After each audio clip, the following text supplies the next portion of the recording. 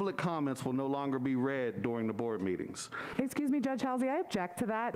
This board voted that when we were going to return to in-person, this was a condition of our vote to return to in-person meetings, that online comments would still be accepted as they have been for the duration of the pandemic. As I previously stated, public comments will no longer be read. If someone wants to present a public comment, you're more than welcome to appear at the meeting. Any public comments that are received by the board will be disseminated to the board.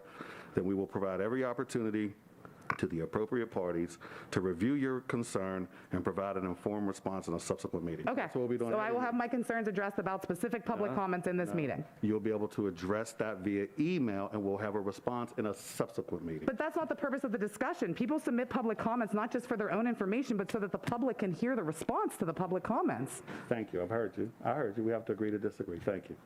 There are two individuals who have waited very patiently, and if we have the 10 minutes of 5 minutes each, I would like to allow them the opportunity to speak.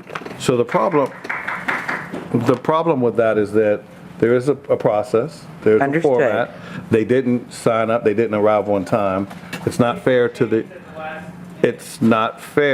the other people who we've cut off from their public comments because of time constraints and time limits that we have for emails. It's not fair to them. Does anyone have any other new business? Judge, for the record, I don't object to hearing them either, so. Okay. Any other? So first, I would like to thank you for giving me the time to speak here. Sure. I wasn't able to last meeting because of rules. I find that a little weird because it seems that we're being selective with the rules we enforce, and we are selective in when we enforce them. So I would ask for a little bit more understanding next time when we're taking public comments, because those are the most important comments we're going to hear. People are given a window. I made an announcement today to give everyone a last opportunity. If you're unable to make it here before the cutoff for public to speak in person, you always have the option of submitting your public comments online. But it won't be read. So the question is, why can't the board be present during these administrative reviews regarding a death? Do people, can I have a response to that?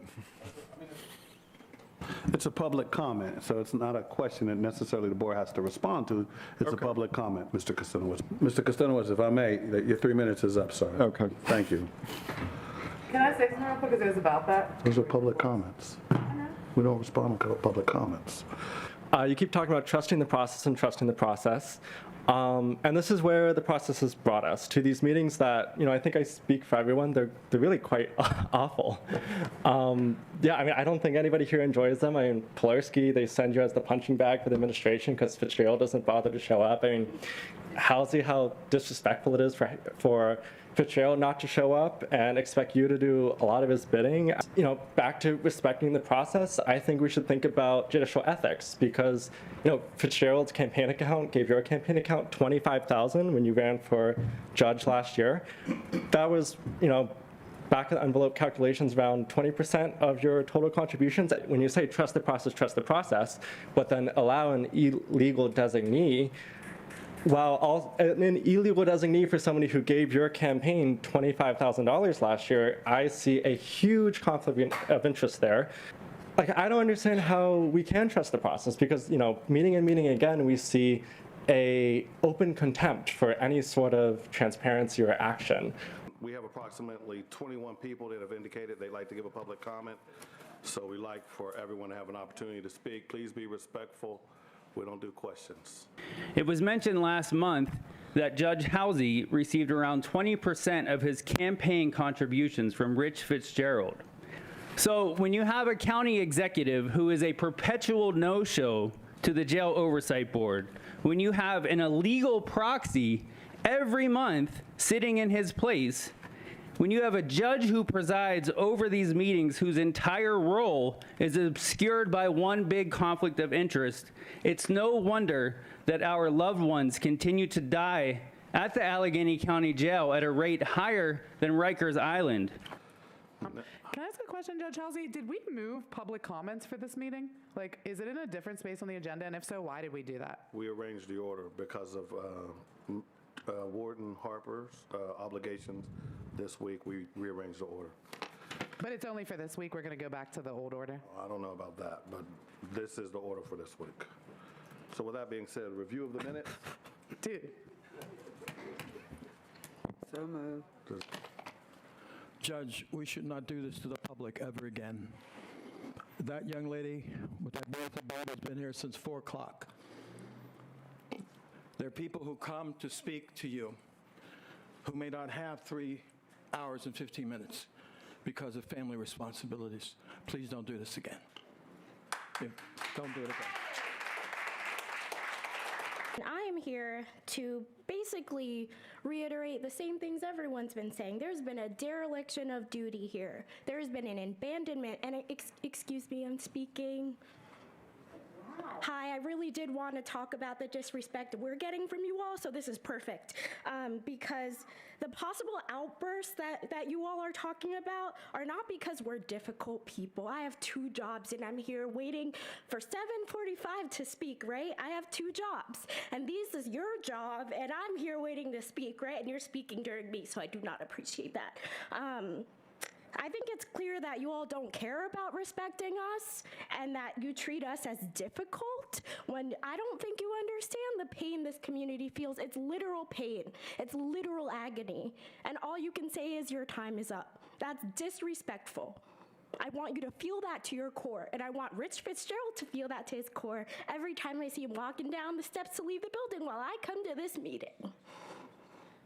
The security's behavior today was also interesting because this is a public meeting, and the public's literally using these meetings to express our concerns, and instead it's, oh, the public's going to cause a disturbance with blankets. That's what security said.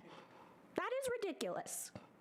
Why is this behavior the same behavior that's been going on for 3 years? I've watched probation detainer hearings for a year straight, and what has changed? Nothing. I know what's going on. I serve the people that you're incarcerating. That's what I do for a living with 2 jobs. So can you do your 1 job here and not make me wait till 8 p.m. to speak? Maybe you should change the schedule.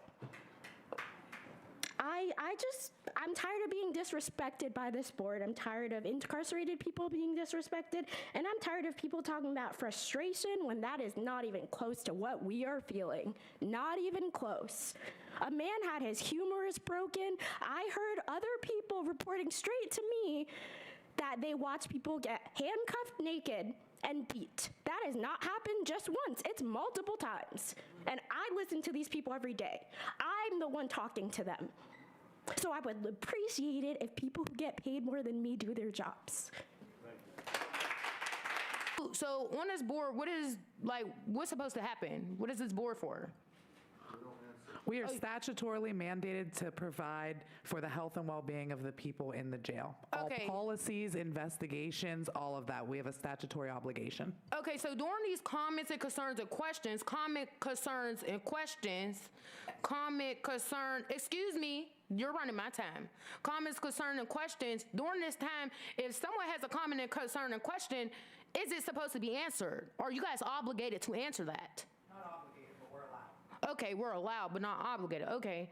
So and then you're shaking your head, but during this whole thing, all these people, everybody you got all these sheriffs here got a personal guard for the warden. Like, everybody shaking their heads, putting their thirst, gotta snap their fingers because we're so tired. My baby, right there, my baby. I fear for him. I feel for everybody's babies. Because of you guys. I just don't understand at this point why y'all make this meeting public. Who is this meeting for? Who is this meeting for? It's not for the people in the jail, which they've been blowing up my phone since I got here. Literally, jail call after jail call. Call me yet. It's so saddening that they just hung up and they're going to call back in 10 minutes and they're not going to get the chance to say what's really going on. What are you guys here for again? Nothing has happened. Sergeant Tucker, the person that, was on video on WPXI pushing me in the elevator and me being tased multiple times and me being put in a restraint chair, she still works there. She still works there. So what are you guys here for? Thank you. That's your time. Yeah. What are you guys here for? Can you answer that, sir? We don't answer public comments. Thank you for your comments. You're pathetic. Thank you. Pathetic. We'll now hear